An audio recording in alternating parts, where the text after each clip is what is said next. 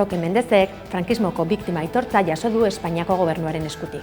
Frankoren diktadura amaieran aritu zirenen artean izendapena jaso duen lehen euskal ekintzailea da. 1974an erail zuen Mendez polizia frankistak Hondarribiko Astudiaga hondartzan, segada batean, Juan Luis Mondragonekin batera. Etan izandakoak ziren biak.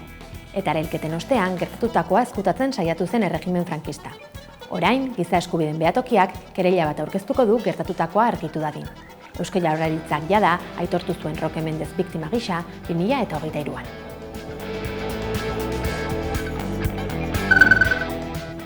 Munduko 10 hizkuntza gutxituren ordezkariak Euskal Herrian elkartzea lortu du Garabide elkarteak. Aditu programaren baitan antolatu dute ekimena eta nazioarteko 21 ordezkari bildu ditu.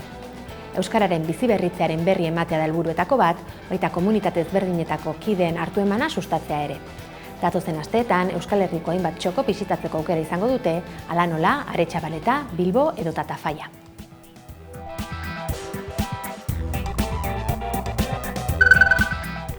Global Sumut flotillak beste eraso bat jasan duela salatu dute ekimenaren arduradunek asteazken honetan. Grezia parean jasan zuten erasoaldia astearte arratsaldean, 3. izanik. Antza denez, flotillako 11 ontziren aurka egin zuten 16 dronek. Yasemin Azar Global Sumut flotillako zuzendaritzako kideak oldarraldi hau orain arte jasandako gogorrena izan dela aitortu du. Ekimeneko beste ekintzaile batzuk itsasontzien inguruan hainbat bomba jaurti dituztela ere jakinarazi dute.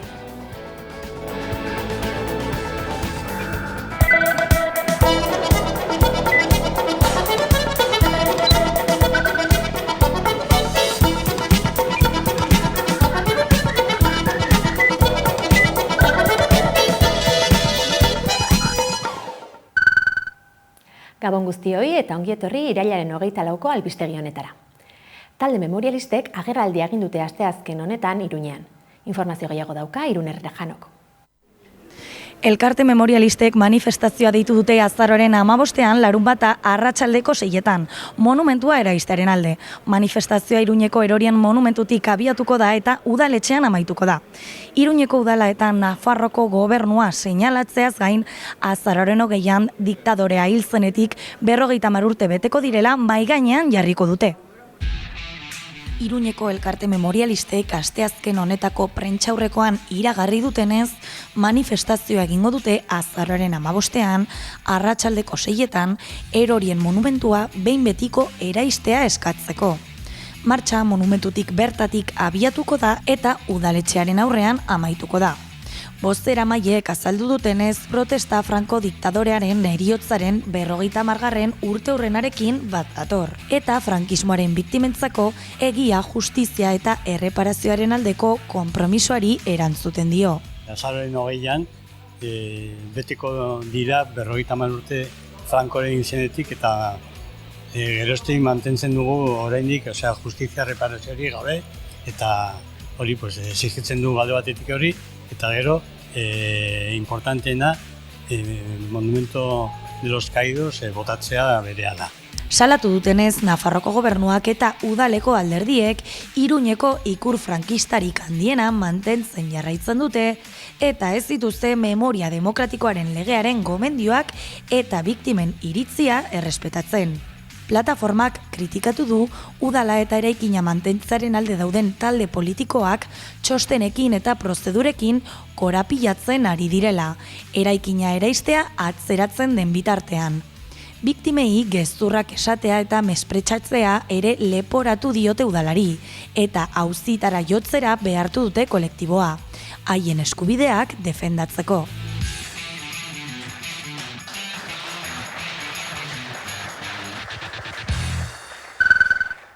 Mikel Zabalza torturatu eta hil zutenaren 40. urteurrenean, autobus bat Euskal Herriko hainbat txokotatik igaroko da, bera gogoratzeko asmoz. Ekimena astearte honetan aurkeztu dute antolatzaileek Iruñean. Azaroaren 26tik abenduaren 14 bitartean, autobus batek Orbaiz eta Iruña, Bortziria, Altza eta Donostia zeharkatuko ditu, 1985ean hil zuten Mikel Zabalza gazte nafarra omentzeko. Altza, Aezkoa eta Bortzirietako kolektiboek torturatuen sareak, Egiari Zor Fundazioak eta Debuseko langileek bultzatutako ekimenak historia herritarrengana hurbildu nahi du. Eta 1985ean, hemen ez dago gidaririk non dago, pankarta autobus batean zintzilikatu zuten lankideen protesta simbolikoa berreskuratu. 40 urteren ondotik, ekintza hura berreskuratuko dugu. Azaroaren 26tik abenduaren 14, Mikel Zabalza desagertua izan zen egunetik, Bidasoa ibaian agertarazi zuten egunera arteko datetan, autobus batek Euskal Herriaren parte bat zeharkatuko du. Orbaizeta, Iruña, Bortziriak, Altza eta Donostia lotuz. Zabalza auziaren nondik norakoak ezagutarazteko helburuz, autobusak erakusketa bat izanen du arnean. Eta tokian toki, hainbat ekintza antolatuko ditugu autobusaren bueltan. Abenduaren 14an emango diogu Amaiara egitasmoari, Donostian egingo dugun ekitaldi nagusi batekin. 4 hamarkada bete dira Mikel Zabalza gazte nafarra atxilotu, torturatu eta hil zutela. Zabalza Bidasoa ibaian aurkitu zuten, 20 egunez desagertuta egon ondoren. Estatuaren indarkeriaren biktima gisa aitortu duten errekonozimendu instituzionalak gorabera, antolatzaileek azpimarratu dute funtsezko galderak irekita jarraitzen dutela zer gertatu zen, non eta nortzuk parte hartu zuten jakiteko. Autobusaren ibilbidea abenduaren 14an amaituko da, Donostian egingo den ekitaldi nagusi batekin, kanpaina honen amaiera gisa. Azpimarratu dutenez, kanpainaren helburua da bere memoria bizirik mantentzea, egia, justizia eta erreparazioa eskatzea, eta belaunaldi berriei horrelako gertaerak berriro ez errepikatzeko konpromisoa helaraztea.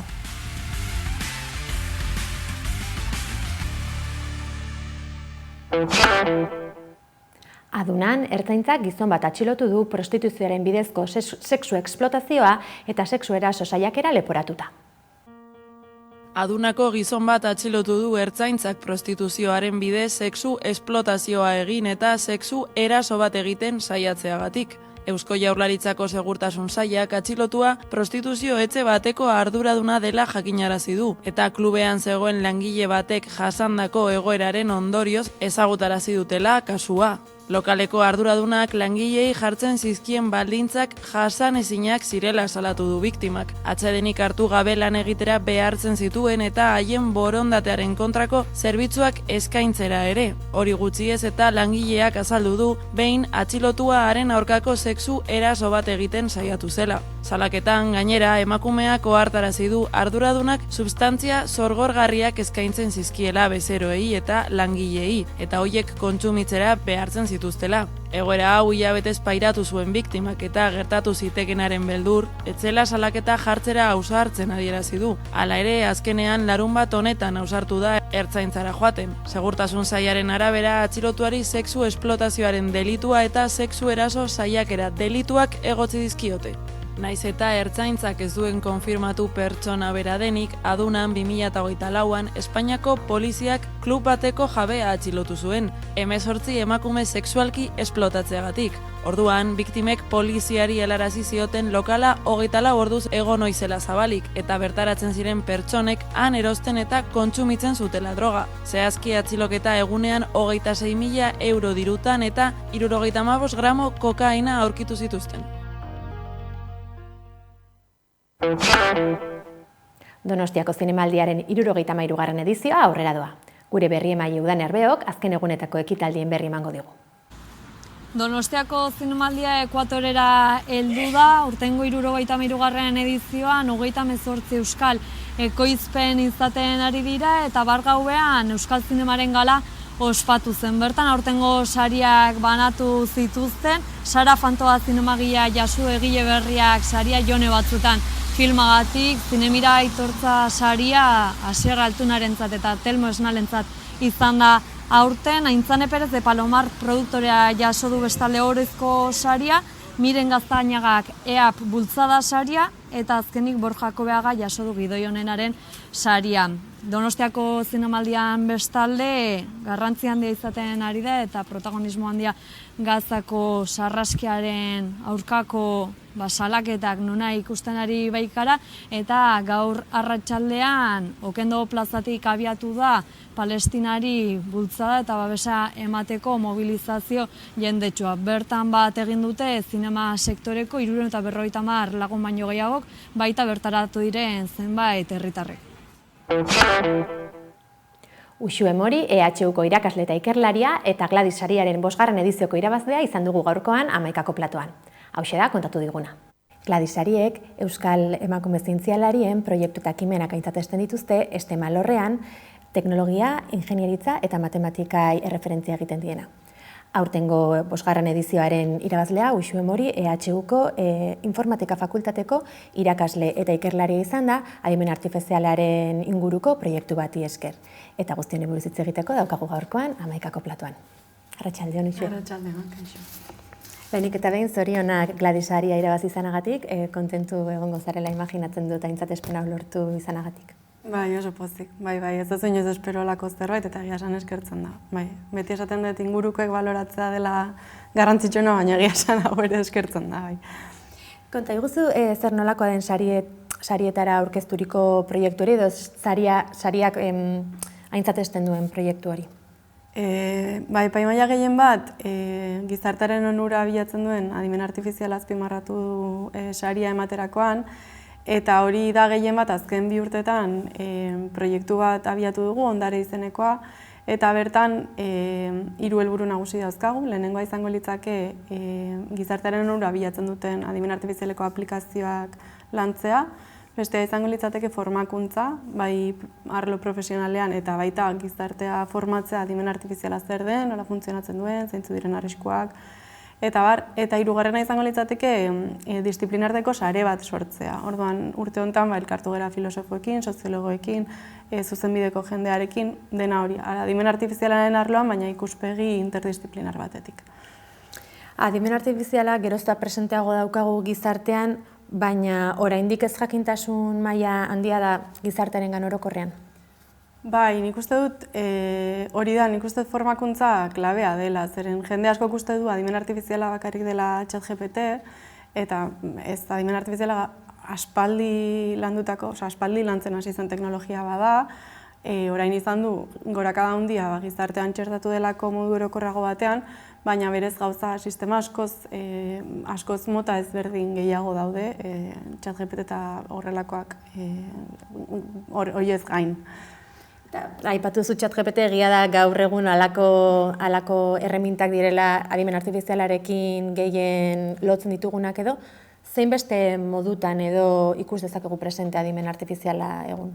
Beste sistema asko azkenan ez gara igual konturatzen, baina badaude adimen artifiziala erabili daiteke adibidez medikuntzan, diagnosiak egiteko, pazientak monitorizatzeko, botikak bilatzeko, erabili daiteke aurten adibidez suten kontua egon da oso denon ahotan, eta adibidez erabili daiteke satelitetako irudiekin, horiek nola itzali hobeto planifikatzeko, gauza pila batetarako erabili daiteke. Gauza da, igual ez dagoela aplikazioek ez daudela denon eskura eta ez ezkigula deno iristen, eta askotan igual ez dakigula, atzean dagoena adimen artifiziala dela. Badago gainera, hori, geroz eta ezagunagoa egiten duan heinean, halako ez dakit beldurra edo tentsioa esan, adimen artifizialak gure pribatutasunari eragingo diona, edo gizaki hainbat alorretan ordeztu egingo duela, eta gizatasunaren nolabait galduko dugula. Benetako arriskuak dira horiek adimen artifizialari dagokionez? Arrisku batzuk badaude, argiak dira, bai egia da, lan mota batzuk adimen artifizialarekin bai errazago egingo direla, baina nik uste dut lan berriak sortuko direla, lan mota berriak, eta oraingoz ez dut uste adimen artifizialak gizakia ordezkatuko duenik guztiz, ez dago puntu hortan inolaz ere, gaur egungo adimen artifizialeko sistemak ataza konkretuak egiteko balio dute, baina ez dute, ez daukate guk daukagun potentziala edo adimena oraindik. Orduan, arrisku hori pelikuletan bezala etorriko direla robotak, oraingoz ez. Baina bai egia da, kontroli gabe erabiltzen hasten baldin bagera eta kritiko izan gabe, bai badaude arriskuak erabilera txarrak egiteko eta ondorioak kaltegarriak izan daitezke.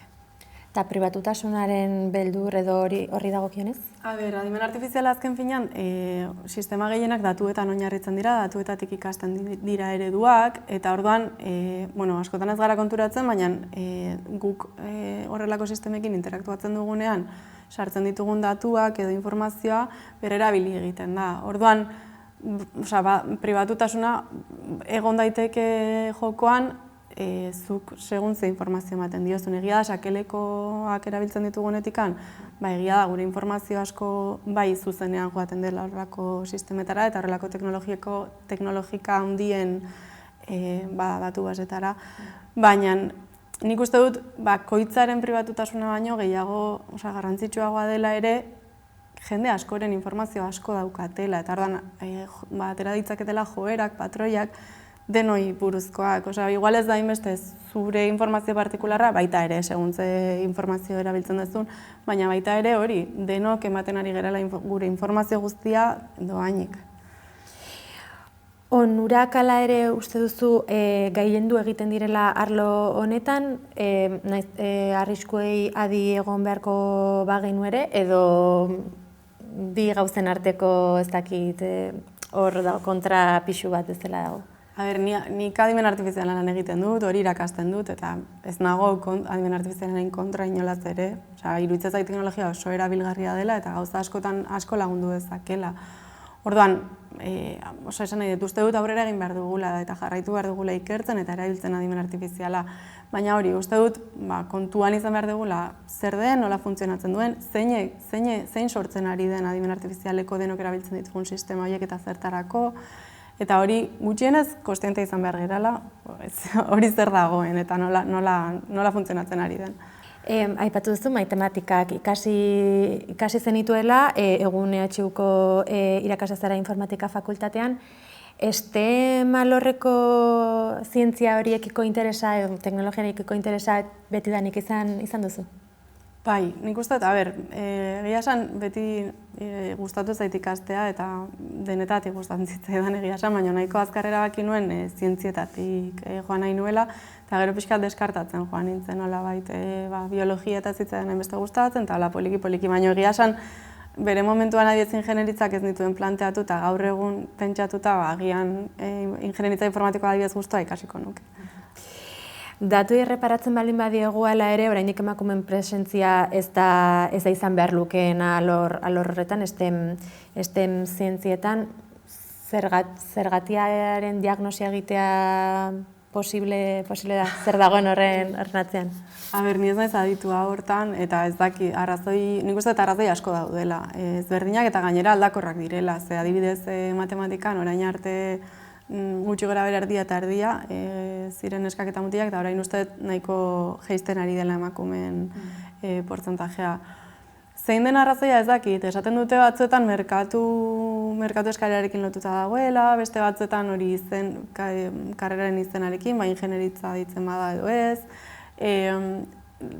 irteera laboralekin ere lotuta dagoela, segun nolako irteera dauzkaten, baina egia esan ez daukat oso argi zergatik eta ez dakit, nahiko aldakorra da.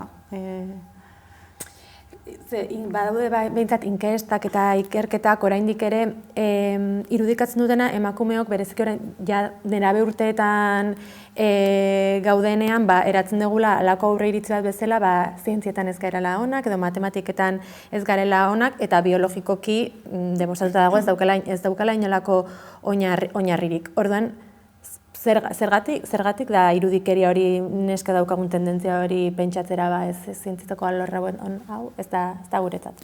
Ez dakit ere, nik ere sentsazioa daukat, adin batera arte, gaina ume txikia dauzkat, eta adin batera arte hori, ez dagoela, ez daukatela kontzeptzio hori, eta batean iristen da momentu bat, hasten direla gehiago, hori neskena da, hori mutilena, ez dakit zein den arrazoia egia esan, baina bai uste dut momentu hori dela, nik uste dut indarra hor jarri behar dela.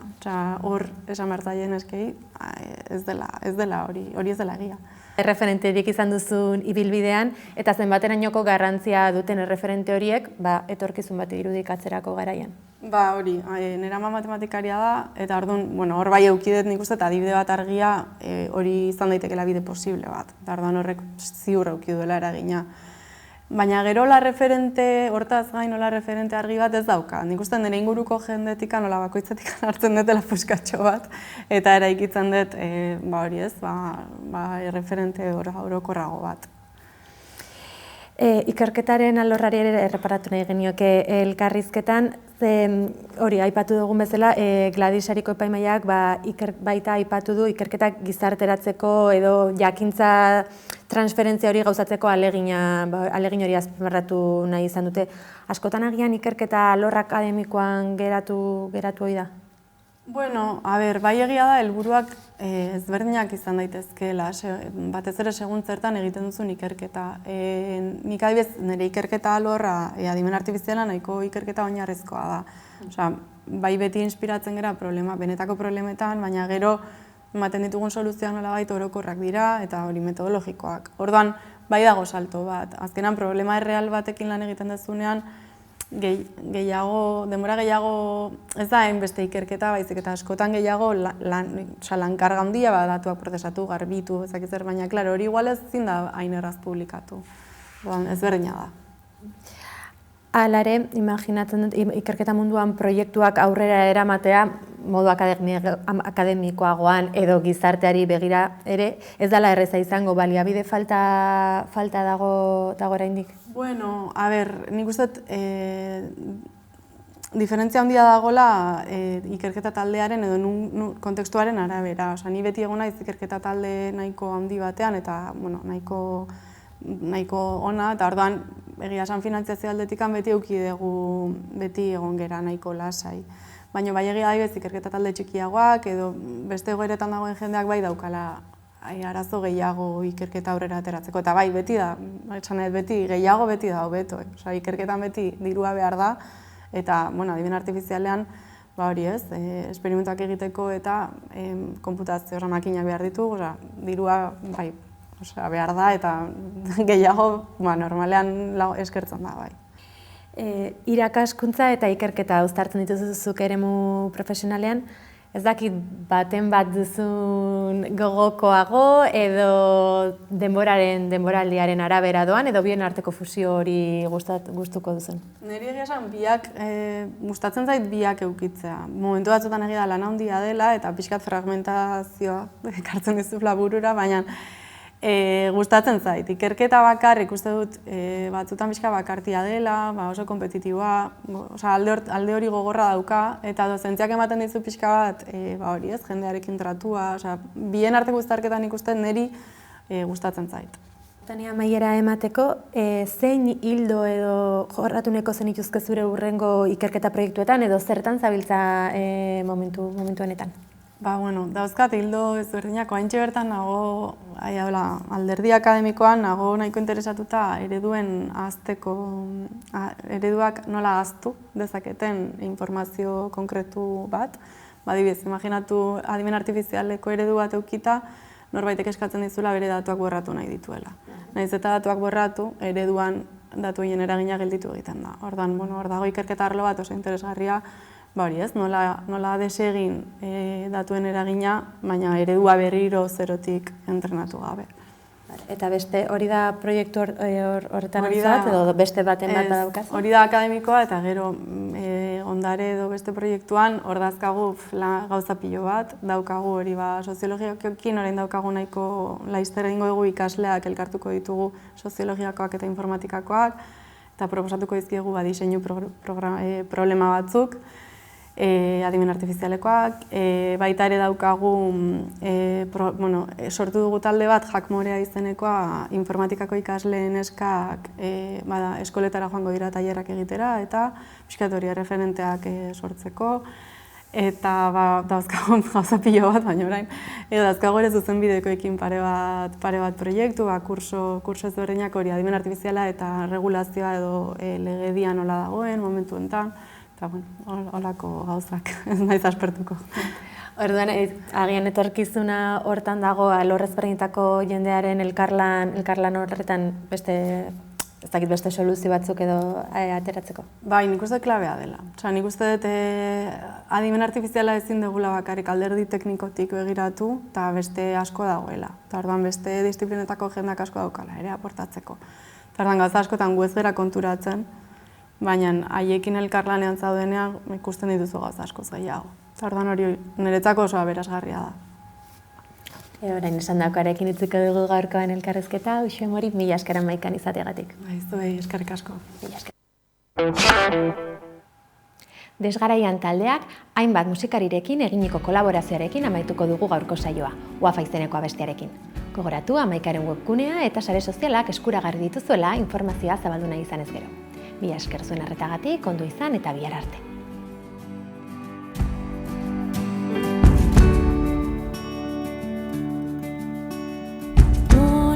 Mikatza izan da, nahi zenuke gozoan. Oliba mikatza izan da, nahi zenuke gozoan. Gozotasun horregatik maite zaitut osoan. Kufia lepoan, gorra zein gazte doan, Uafa, uafa, uafa, uafa, zua bihotz ondoan.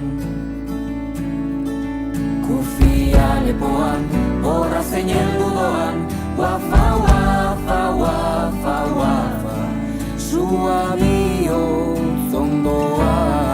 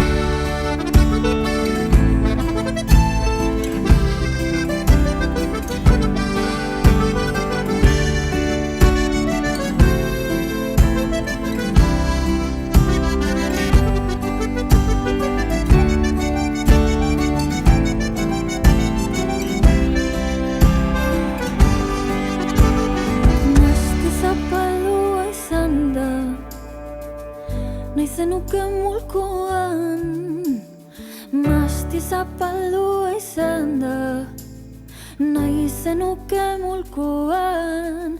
Arrotasun horregatik maite zaitut osoan. Kufia lepoan, horra zein apaloan, Uafa, uafa, uafa, uafa, zua bihotz ondoan. Lepoan, horra zein arrodoan, Uafa, uafa, uafa, uafa, zua bihotz ondoan. Etxe apurtua izan da, zutik zaude ukoan. Etxe apurtua izan da, zutik zaude ukoan. Osotasun horregatik maite zaitut osoan.